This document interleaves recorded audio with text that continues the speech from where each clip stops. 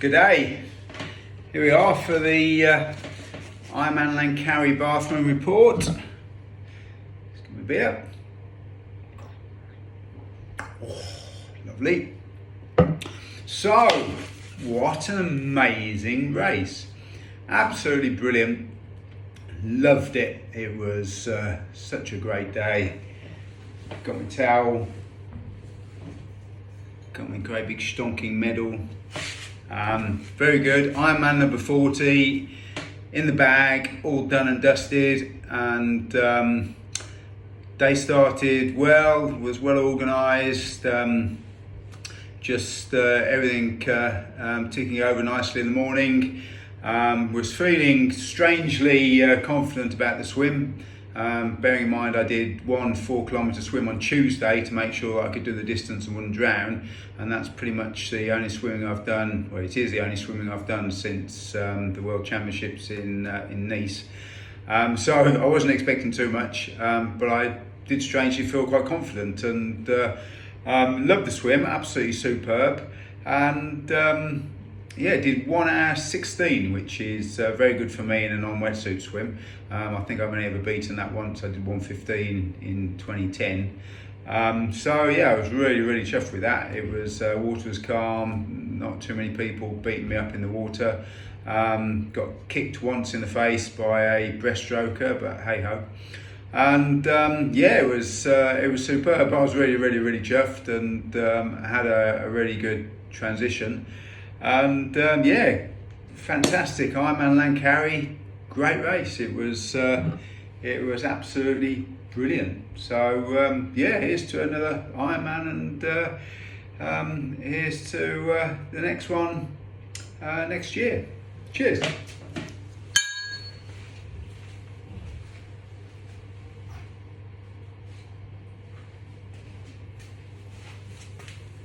What?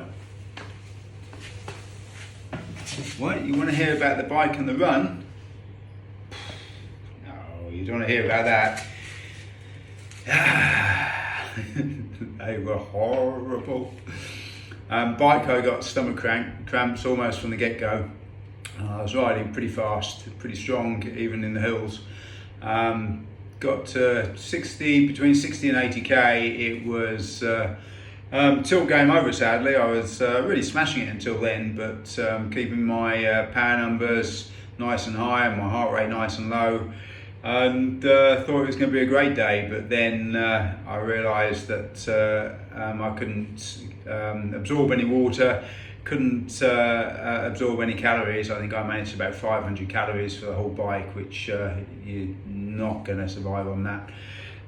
So about 80k, the wheels fell off, and before not even a terribly big climb, but a little climb, I got off and sat on a barrier on the side of the road for 20 minutes before sort of starting again, and I managed to get up that hill.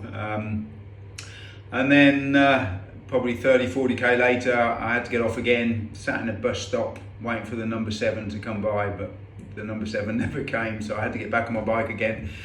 And then did another 30k or 20k probably, and had to get off again. So I went into an aid station and realised that I'd also got a puncture. So I used some CO2, pumped that back up. I got tubeless tyres, so it's sort of semi-sealed. Carried on, finished the bike. Really not a happy chappy.